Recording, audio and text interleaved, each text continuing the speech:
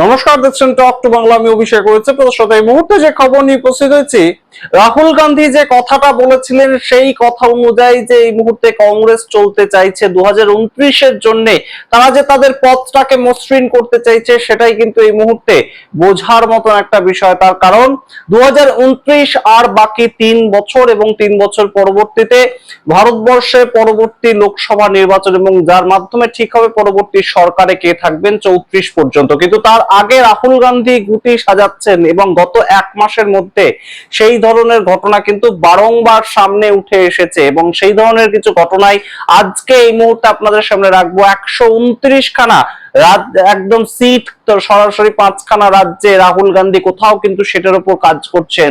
129 খানা লোকসভা সিট, সেটার মধ্যে যত বেশি সিট বাড়ানো যায় সেই ধরনের কাজ করছেন এবং প্রত্যেকটা রাজ্যের ক্ষেত্রে কিন্তু তার নজর যে রয়েছে সেই ধরনের নিদর্শনও কিন্তু আপনাদের সামনে প্রস্তুত করব।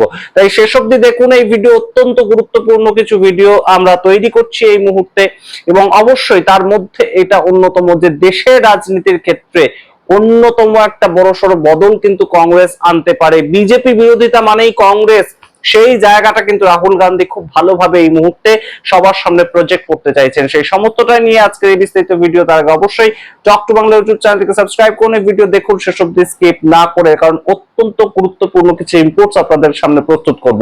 আপনাদের জানাই এই মুহূর্তে 129টা সিট, 5টা রাজ্য। কিভাবে আমরা বলছি তার কারণ এই মুহূর্তে রাহুল গান্ধী সরাসরি প্রাথমিকভাবে যে জায়গাটার ক্ষেত্রে সিদ্ধান্তটা নিলেন সেটা তাদের হাতের রাজ্য, অর্থাৎ সেখানে কংগ্রেস সরকারই চলছে এবং সেটা কর্ণাটক। কর্ণাটকে আপনাদের আগেই জানিয়েছি যে সিদ্দারামাইয়া তিনি রাজ্যসভায় যাচ্ছেন মুখ্যমন্ত্রী পদ ছেড়ে দিয়ে এবং সেই ঘটনাটা কিন্তু 28শে মে হয়ে গেল। 28শে মে আমরা দেখতে পেলাম যে সিদ্দারামাইয়া তিনি তার নিজের মুখ্যমন্ত্রীর পদ থেকে ইস্তফা দিলেন এবং এত স্মুথ ট্রানজিশন কংগ্রেসের ক্ষেত্রে খুব একটা বড় দেখা যায় না, যে কংগ্রেসের এক মুখ্যমন্ত্রী গেলেন, আরেক মুখ্যমন্ত্রী এলেন এবং এক মুখ্যমন্ত্রী আরেক মুখ্যমন্ত্রীকে বসিয়ে দিয়ে যাচ্ছেন। সেই জায়গাটা কোথাও গিয়ে একদম সরাসরি প্রজেক্টেড হলো এবং সেটা কিন্তু অবশ্যই একটা ইতিবাচক ছবি কংগ্রেসের জন্য। এবং এই যে নাটকটা, এই নাটকটা কিন্তু বহুদিন ধরেই চলছিল যে সিদ্দারামাইয়া যদি চলে যান, ডি.কে. শিবকুমার যদি পদে আসেন, তখন দুটো লবির মধ্যে একটা ক্ল্যাশ তৈরি হবে। কিন্তু সেরকম ঘটনাটা ঘটলো না। আমরা দেখতে পেলাম যে 27শে মে দিল্লিতে ডি.কে. শিবকুমার এবং সিদ্দারামাইয়া দুজনেই গিয়েছিলেন এবং কেসি বেণুগোপাল তিনি সরাসরি দুজনকে দুদিকে দাঁড় করিয়ে একদম সরাসরি প্রেস কনফারেন্স করে বলেন যে সিদ্দারামাইয়া এই মুহূর্তে কংগ্রেসের তরফ থেকে রাজ্যসভায় যাবেন কর্ণাটক থেকে এবং সেই ক্ষেত্রে পরবর্তীতে একদম মুখ্যমন্ত্রী নতুন ভাবে আসছেন এবং সেটাই একদম আমরা দেখলাম। 28শে মে পরের দিন সিদ্দারামাইয়া তিনি মুখ্যমন্ত্রী পদ থেকে ইস্তফা দিলেন এবং তিনি নিজেই নামটা প্রকাশ করলেন যে ডি.কে. শিবকুমার এবার থেকে আমার দায়িত্বটা পালন করবে। তো এই ট্রানজিশনটা যেমন একটা গুরুত্বপূর্ণ প্রেক্ষাপট, ঠিক সেই দিক থেকে কর্ণাটকে ডি.কে. শিবকুমারের হাতে যখন একদম সরাসরি তুলে দিচ্ছে কংগ্রেস নেতৃত্ব তাদের রাজ্যটা, সেই রাজ্যে কিন্তু 28খানা এমপি সিট রয়েছে। আমরা কেন 129 সংখ্যাটাকে নিয়ে এত বলছি, তার কারণ এই কংগ্রেসের কিন্তু 28খানা একদম কর্ণাটকে সিট রয়েছে। সেই 28টার মধ্যে 28টা তুলে আনাই কিন্তু কোথাও গিয়ে ডি.কে. শিবকুমারের হাতে এই মুহূর্তে সবচেয়ে বড় সুযোগ।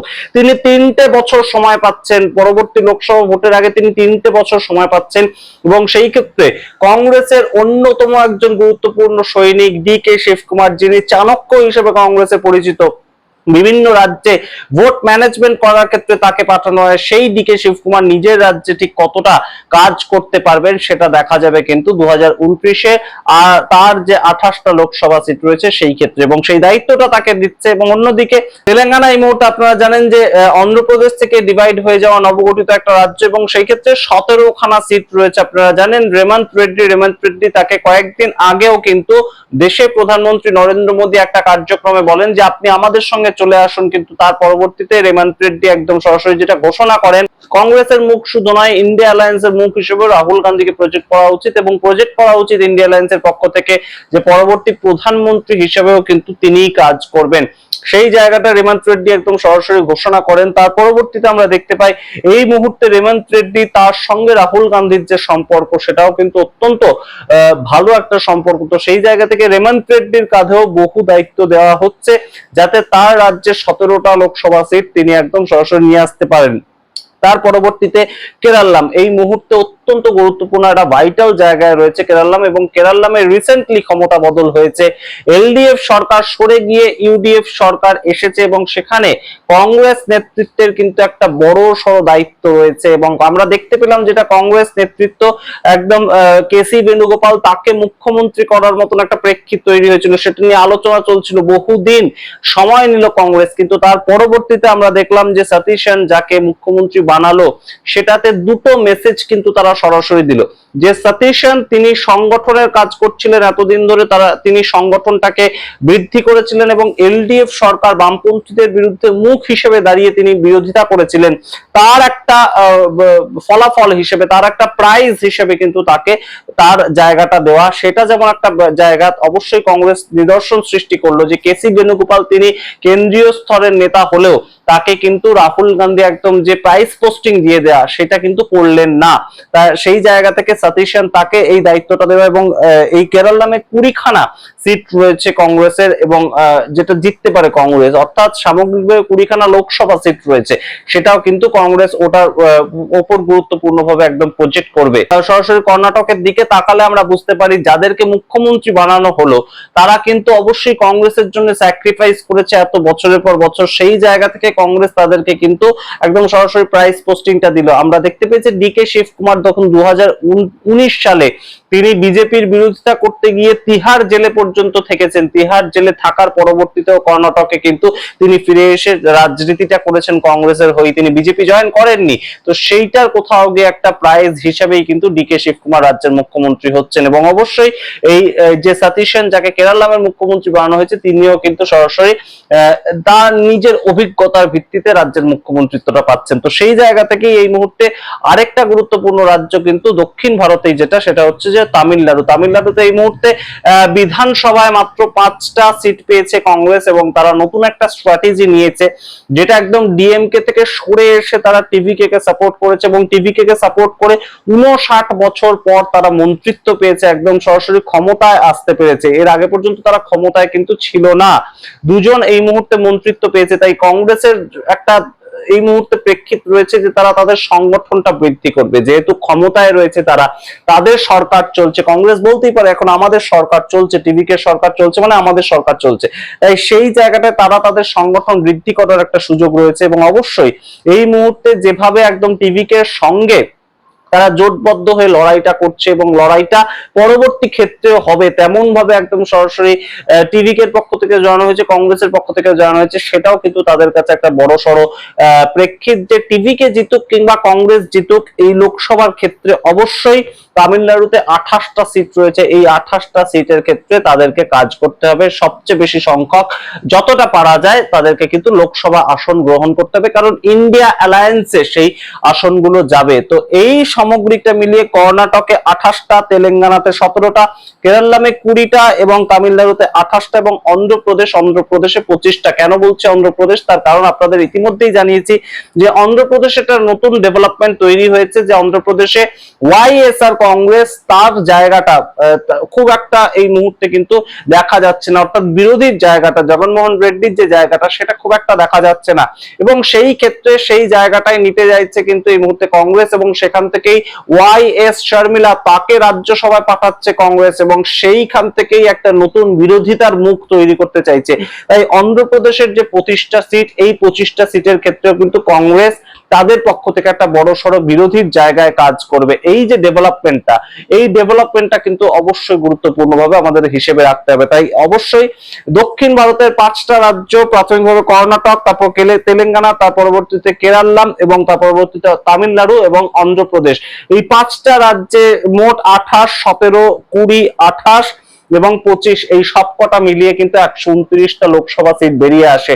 তাই সেই 129টা লোকসভা সিটের মধ্যে কংগ্রেস যদি কোথাও গিয়ে এই 5টা রাজ্য মিলিয়ে 90 থেকে 100টা আসনও বের করতে পারে, তাহলে অবশ্যই কিন্তু বেশ খানিকটা তাদের অনেকটা সুবিধা হবে। অবশ্যই 29 সালের যে লড়াই, সেই ক্ষেত্রে কিন্তু 100টা সিট তাদের যদি দক্ষিণ ভারত থেকে বেরিয়ে আসে, তাদের অবশ্যই আর 172টা সিট তাদের বের করতে হবে সামগ্রিক ইন্ডিয়া অ্যালায়েন্সটাকে নিয়ে। কিন্তু তা হলেও যেটা গুরুত্বপূর্ণ দিকে নজর দিতে হবে কংগ্রেসকে, সেটা কিন্তু দক্ষিণ ভারত ছাড়াও উত্তর ভারতের দিকে কিন্তু বিহার রয়েছে, ইউপি রয়েছে এবং তার সঙ্গে হরিয়ানা রয়েছে, যে রাজ্যগুলোতে কংগ্রেস কিন্তু ধরাশায়ী হয়েছে। পশ্চিমবঙ্গটাও কিন্তু অন্যতম একটা রাজ্য যেখানে কিন্তু গুরুত্বপূর্ণভাবে কংগ্রেসের খুব একটা সংগঠন নেই। তাই সম্পূর্ণভাবে তৃণমূল কংগ্রেস পরবর্তীতে 2029 সালে আর কতটা সাহায্য করতে পারবে কংগ্রেসকে, সেটা যেমন একটা সন্দিহান জায়গা তৈরি করেছে।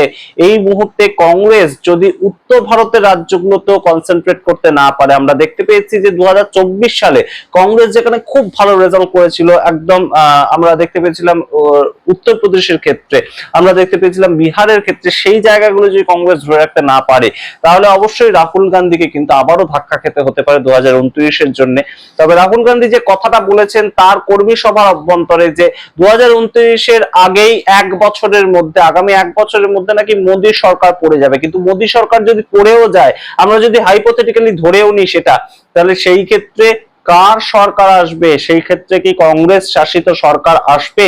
যদি আসে তাহলে সেই ক্ষেত্রে কংগ্রেস কোন কোন দিকে কাজ করছে, এগুলো তো একটা বড়সড় প্রশ্ন, এবং সেই প্রশ্নগুলো আপনাদের সামনে রাখলাম। অবশ্যই এই মুহূর্তে সমস্ত দিক থেকে কিন্তু কংগ্রেস চেষ্টা করছে তাদের যে শক্তি, সাংগঠনিক শক্তি, সেগুলোকে বাড়ানোর।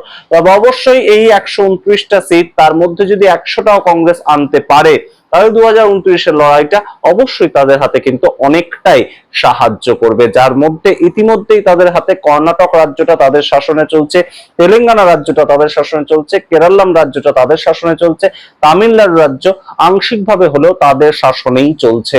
সুতরাং এই রাজ্যগুলোর ক্ষেত্রে সিট বের করে আনা খুব একটা কঠিন কিন্তু কংগ্রেসের পক্ষে হবে না, তেমনই কিন্তু এই মুহূর্তে রাজনৈতিক পর্যবেক্ষকরা মনে করছে। আপনাদের সামনে রাখলাম পুরোটা, আপনারা আপনাদের মতামত কমেন্ট বক্সে কমেন্ট করুন। দেখতে থাকুন টক টু বাংলা। অবশ্যই টক টু বাংলা ইউটিউব চ্যানেলকে সাবস্ক্রাইব করতে ভুলবেন না। ধন্যবাদ।